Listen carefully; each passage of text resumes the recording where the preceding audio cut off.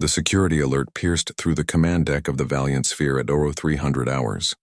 Captain Zrell's four eyes blinked in rapid succession as the emergency protocols flashed across his terminal.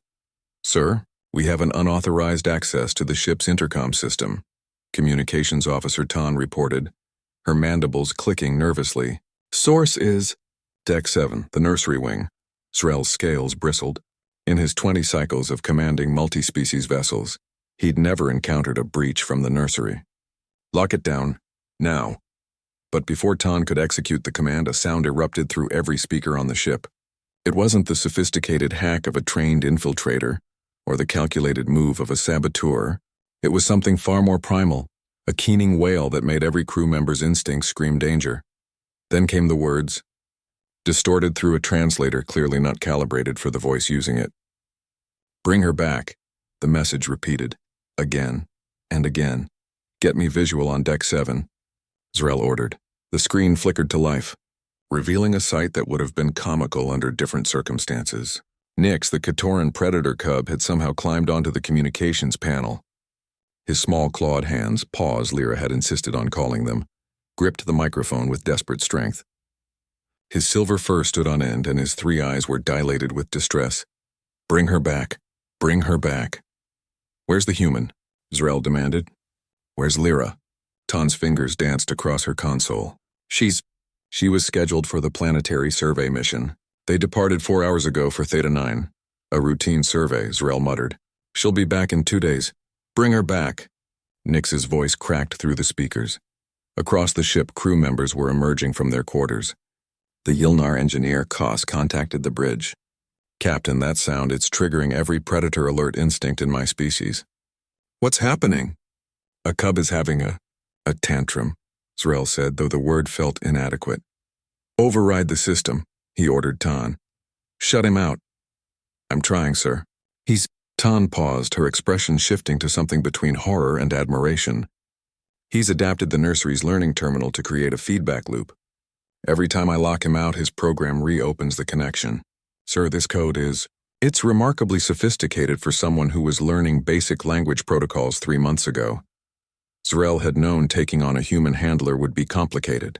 Humans were the newest species to join the galactic collective, and their relationship with other beings was unusual, where most species maintained professional distance from other creatures, especially predator species. Humans formed these bizarre emotional attachments they called bonds. Lyra had been assigned to care for Nyx after his pod was rescued from a failing colony ship.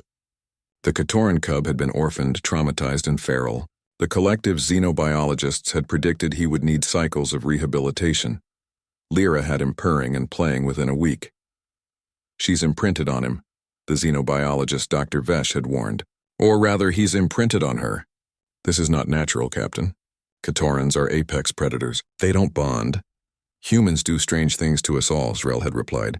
Now, watching the small predator hijack his ship's systems out of sheer desperation, Zrell was beginning to understand the true implications of human influence. "Bring her back." "Sir, we're receiving complaints from every deck," Tan reported. "The Xinthian crew members are experiencing distress from the high-pitched frequencies. The nocturnal shift workers can't sleep, and engineering reports that Nyx's constant system intrusions are causing processing delays." Zrell rubbed his temples. Can we contact the survey team?" "They're in radio silence, sir. Standard protocol for the first 12 hours on Theta 9. Too much magnetic interference. Bring her back." The hours that followed were among the strangest in Zrell's career. Nyx refused to leave the communications panel. He refused food brought by other crew members. When security attempted to physically remove him, he'd swiped at them with claws that, while still small, were sharp enough to make the guards reconsider their approach. "He's just a cub," Security Chief Rand had said, nursing a scratched arm. "But he fights like we killed his pack." Through it all, the message continued. The words became a haunting rhythm that permeated every corner of the Valiant Sphere. "The human has done this," Dr. Vesh said when he arrived on the bridge. "She's made him dependent. This is why we don't encourage interspecies bonding." "It's unhealthy, is it?" Zrell found himself asking. He'd been watching the security feeds. Between his desperate calls, Nyx would curl around a piece of fabric, Lyra's jacket. Someone identified and his small body would shake with what could only be called grief. Humans called it love, Zrel realized. This desperate, all-consuming thing that made a cub learn advanced programming in hours, just to call out for the one being he trusted in an entire universe of strangers. At hour 16, Zrel made a decision that would probably cost him his command. Tan, break protocol. Contact the survey team. Tell them we have a situation. 20 minutes later, Lyra's voice crackled through the comm system, cutting through Nix's constant plea. Nix? Baby, can you hear me? The change was instantaneous. The cub's keening stopped. His ears perked forward. I'm okay, sweetheart. I'm coming home. 2 more days, just like I told you. Remember, we counted on your claws? A small chirp came through the speakers. Nix's distressed sound. I know, baby. I know it feels long. But I promised I'd come back, didn't I? Have I ever broken a promise? For the first time in 16 hours, silence fell over the ship. Then Nix made a sound, something between a purr and a whimper. That's my brave boy. Lyra's voice was thick with emotion. Now, can you let Captain Zrel have his intercom back? I'll call you every 6 hours until I'm home. Deal? Another chirp, softer this time. I love you too, Nix, so much. The connection ended. Slowly, Nix climbed down from the communications panel and curled up with Lyra's jacket, finally sleeping.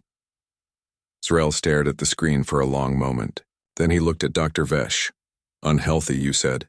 The xenobiologist had no answer. Humans, Zrel muttered, but there was something like wonder in his voice. They make us all a little bit crazy. And maybe, he thought, watching the exhausted cub finally rest, that wasn't entirely a bad thing.